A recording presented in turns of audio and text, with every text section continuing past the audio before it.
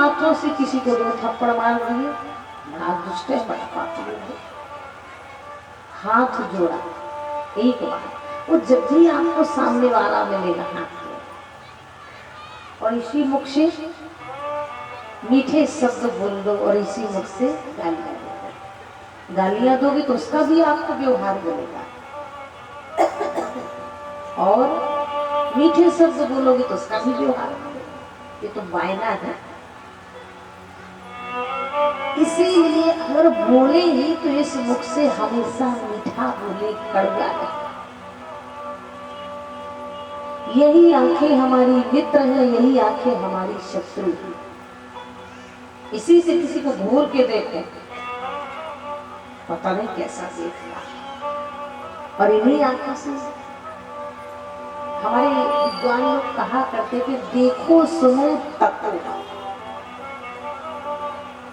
देखने लायक चीज है, देखो,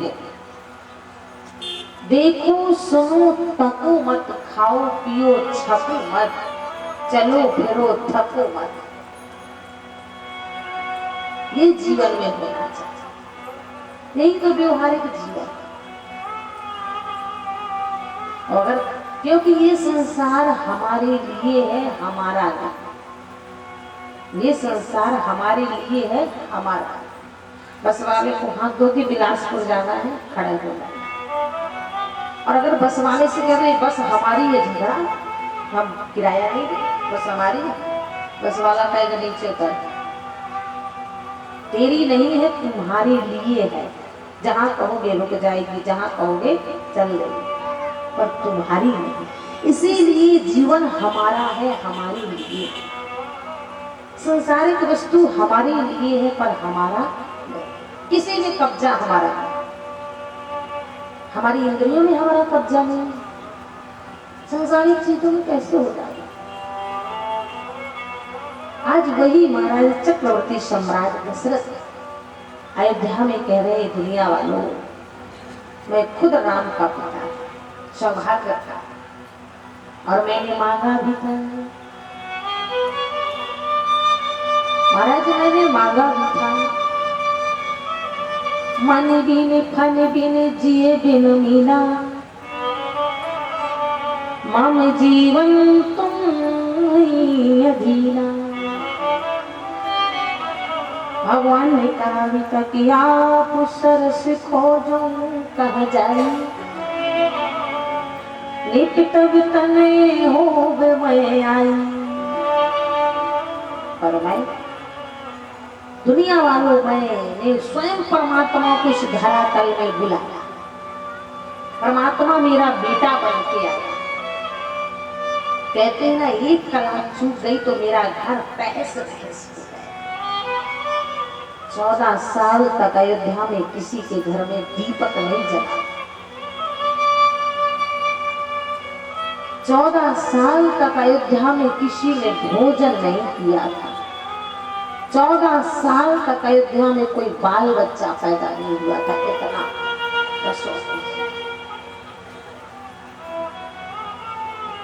इसीलिए मेरे कहने का तात्पर्य ये है कि हमेशा अगर गृहस्थ हैं, और गृहस्थ जीवन ही तो सबसे बड़ा आश्रम है।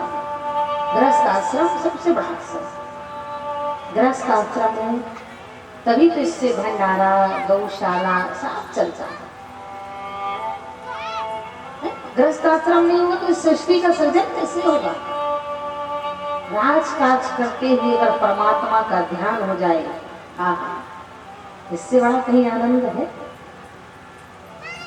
भजो राम सीता, भजो राम सीता, भजो राम सीता, भजो राम सीता, भजो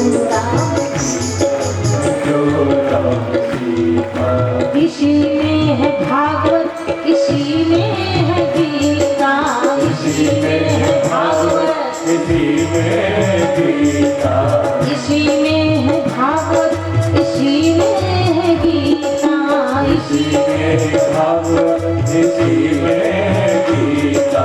भजो राम सीता, भजो राम सीता, भजो राम सीता, भजो राम सीता।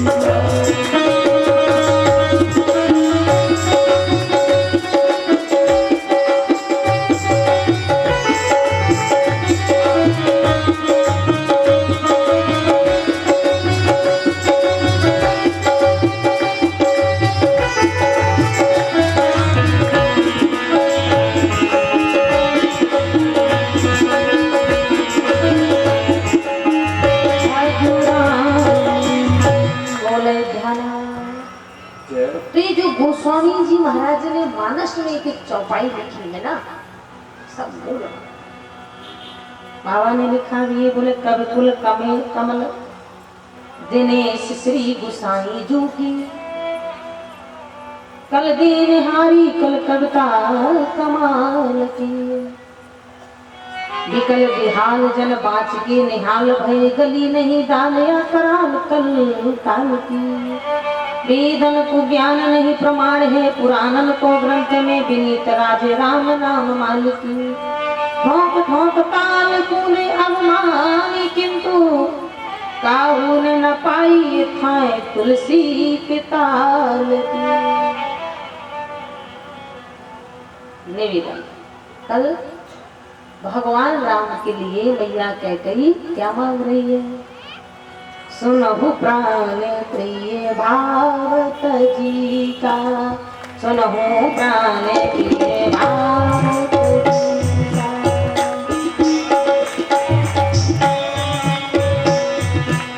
सुनहु प्राण प्रिय भावत जी का,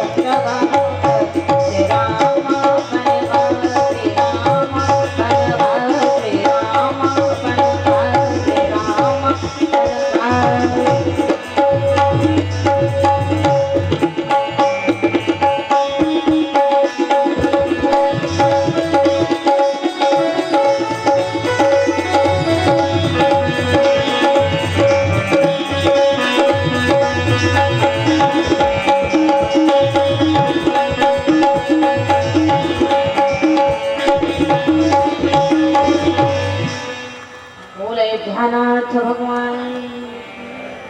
महारानी कैकेयी ने कहा महाराज पहला मेरा वरदान है मेरे लाडले भरत को अयोध्या का राजा। तो सर जी बोले कोई बात नहीं, मोरे भरत राम दुई आँखी, कोई अंतर नहीं है, चाहे राम राजा बने चाहे भरत, क्यों चाहे इससे देखो तो वही दिखता है, इससे देखो तो वही दिखता है। मोरे भरत राम दुई आँखी और संत कहो कर शंकर साथ, मैं भोले वाला को साथी कर जोड़ा। और बोले महाराज दूसरा भी तो संग, बोले मांगो तू सरबर कर जोरी बहु ना तो मनोरथ मोरी।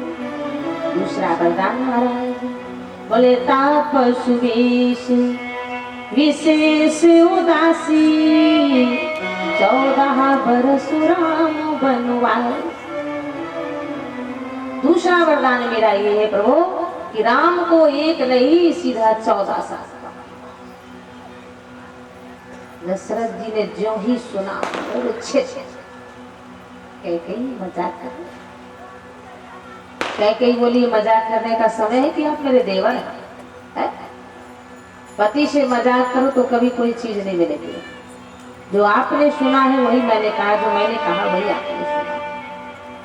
पहला वरदान मेरा ये है कि मेरे बेटे भरत को अयोध्या का राजा, और दूसरा वरदान मेरा ये है कि कौशल्या के बेटे राम को 14 साल का वनवास। महाराज दशरथ कहने लगे, नहीं, तू जानती है कि मैं अपने राम के बिना नहीं रह पाऊं। राम ने अयोध्या छोड़ा, मैंने शरीर छोड़ा, मेरा सबसे बड़ा बेटा। अरे विश्वामित्र जी ना कुछ दिनों को मांगने आए तो मैंने क्या कहा था, सब सुत मोहे प्राण की नाई, राम दी तू नहीं बनाई गुसाई। पर राम देत नहीं बने गुसाई। कही मेरी बात मान जा, कोई नहीं सुन रहा कि वो हमारी तुम्हारे बीच है।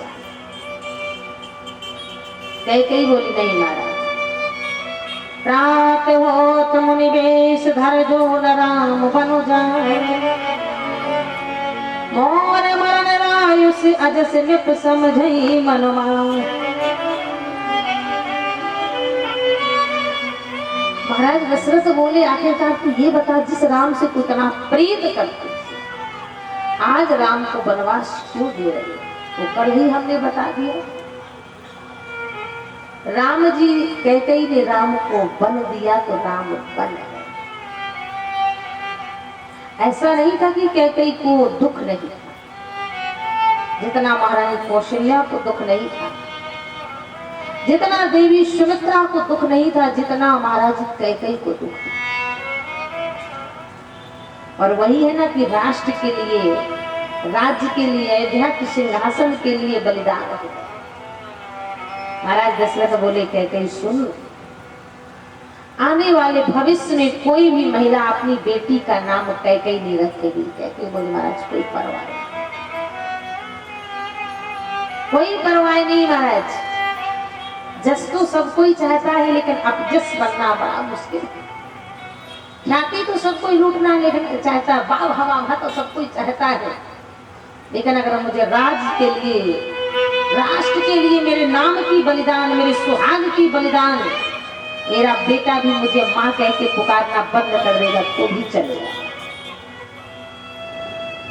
लेकिन जब तक राम अयोध्या नहीं छोड़ेगा तब तक कैकेयी ना अन्न खाएगी ना जल।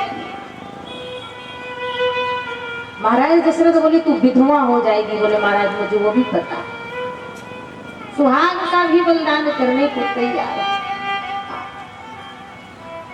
तभी तो राम जी ने कहा है कि दोष दी जननी जड़ती, जो जनु साधु सभान ही से। राम जी ने भी कहा है, भैया तुझे वही व्यक्ति दोष दे सकता है जिसने महात्माओं और संतों का सभा, क्योंकि राम जी ने खुद ही माना था। भुजा चीन रघुनाथ की, भगवान ने पीछे से हाथ आंखों में, कैकेयी समझ गई मेरे राम का। भुजा चीन रघुनाथ की, कैकेयी बोली मांगोगे सो पाओगे,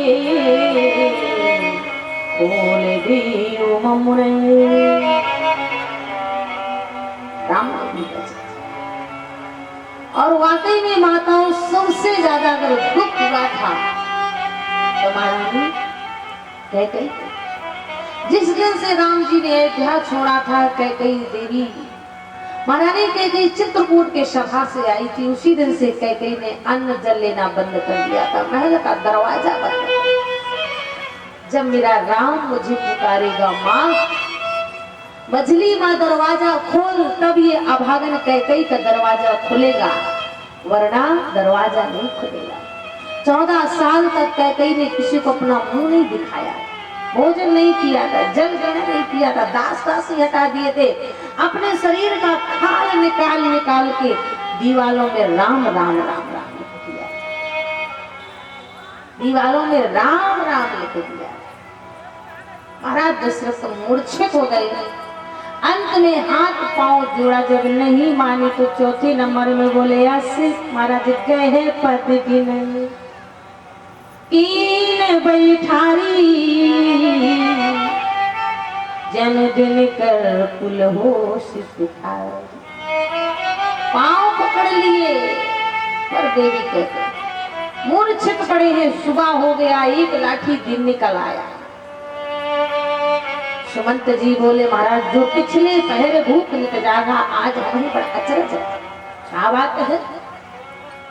आज महाराज दशरथ अभी तक महलों से नहीं निकले, सीधा कैकेयी के भवन पहुंचे। और जैसे ही सीधा कैकेयी के भवन पहुंचे, महाराज अस्त व्यस्त जमीन में पड़े।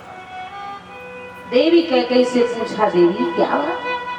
कैकेयी बोली सुमंत मैं कुछ नहीं जानती, मैं तो इतना जानती हूँ तुम राम को लिवाना।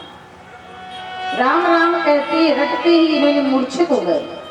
सुमंत जी देर नहीं लगी, तुरंत राम जी को लेके आए। और जैसे ही राम जी आए, पिता का अस्त व्यस्त देखा,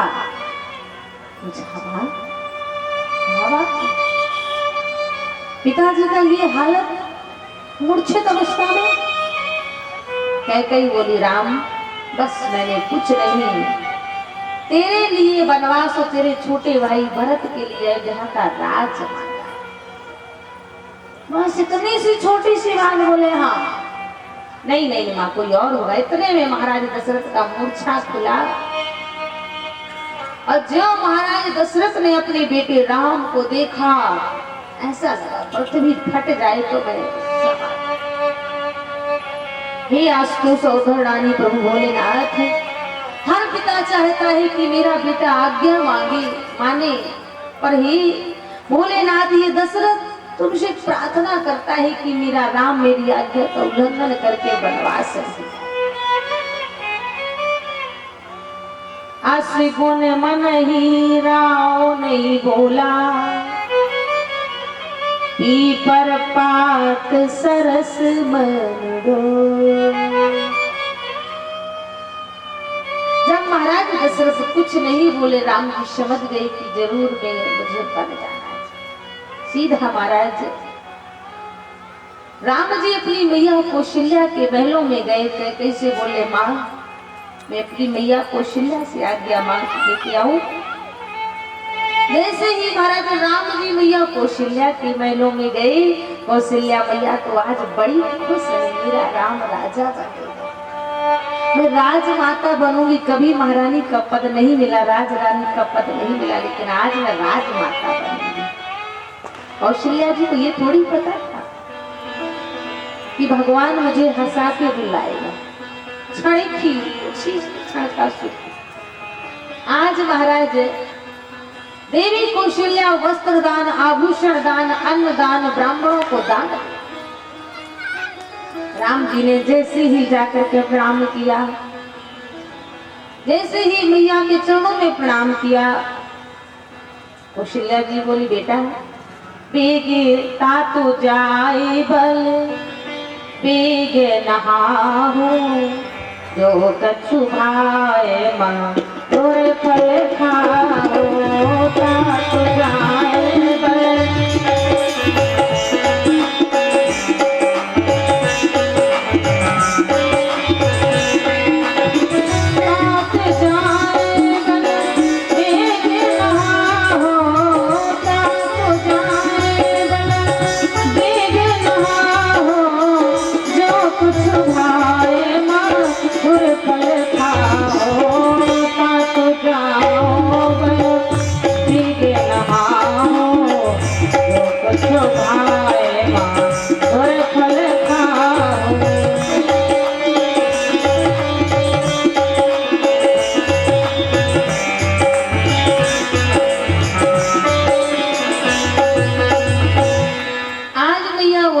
जल्दी से स्नान कर लो, कुछ मीठा खा लो, राजकाज का समय है, देर लग जाए।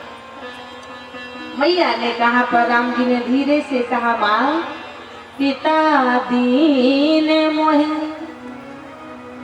कानन राजू जहाँ सभी भांति मोर बढ़ता। मुझे पिताजी ने अयोध्या का नहीं जंगल का राजा बनाया, और अयोध्या की तो सीमा होती है, जंगल की तो कोई सीमा भी नहीं होती। निष्कंटक राज, कोई चढ़ाई का, कोई किसी चीज का नहीं। कौशल्या बोली राम को इसी समय मजाक करने की पड़ी है, अच्छे समय में अशुभ बातें नहीं करते हैं, अच्छी अच्छी बातें करते हैं। ये कौन सी उल्टी सीधी बात लेके बैठ गया। राम बोले मैया मैं कभी झूठ नहीं बोलता, और मैं कभी आज तक मजाक नहीं की हूँ मैया, मैं लक्ष्मण नहीं हूँ, मैं आपका राम हूँ। सच में मुझे पिताजी ने अयोध्या का नहीं जंगल का राजा बनाया। जो मैया कौशल्या के कानों में आवाज गई, मैया कौशल्या ऐसे जमीन में सहम करके मूर्छित होकर गिर पड़ी, जैसे सिंह ने गर्जना किया वो गिर गए। नहीं राम, ऐसा नहीं हो सकता। जहाँ हंस रही थी वहां रो पड़ी। नहीं राम, ऐसा नहीं हो सकता। पिता का तू अत्यंत लाडला है, तुझे तेरे पिता वनवास नहीं दे सकते हैं। नहीं भैया, दिया है। कौशल्या बोली अगर पिता ने दिया है तो माँ का दर्जा बड़ा होता है। मैं कहती हूँ कि तू वन मत जा। राम बोले भैया मेरी एक माँ नहीं है, मेरी और भी माँ है, शायद किसी और माँ ने कहा होगा। तो कानन सब अवध समान कैकेयी ने दिया है ना। आज कौशल्या कुछ नहीं कह सकती, और कोई नारी होती तो रो पड़ती। बस देवी कौशल्या ने इतना ही कहा वाह कैकेयी वाह, भाग्यशाली हो तो तेरे जैसी हो। वाह कैकेयी वाह, किस्मत हो तो तेरी जैसी हो। मुझ अभागिन के जीवन में जब कभी सुख ही नहीं था, तो मैं सुख की कामना करूं ही क्यों। मुझे पता नहीं था कि मेरे जीवन में क्षणिक सुख आएगा, फिर मैं उसी दुख के सागर में डूब जाऊं। अरे कभी मुझे पति का स्नेह नहीं मिला। सुना था कि परमात्मा तेरे यहाँ अवतार लेंगे, उसी परमात्मा की मैं बनी रही कि परमात्मा मेरा पिता बन के आएगा, पर परमात्मा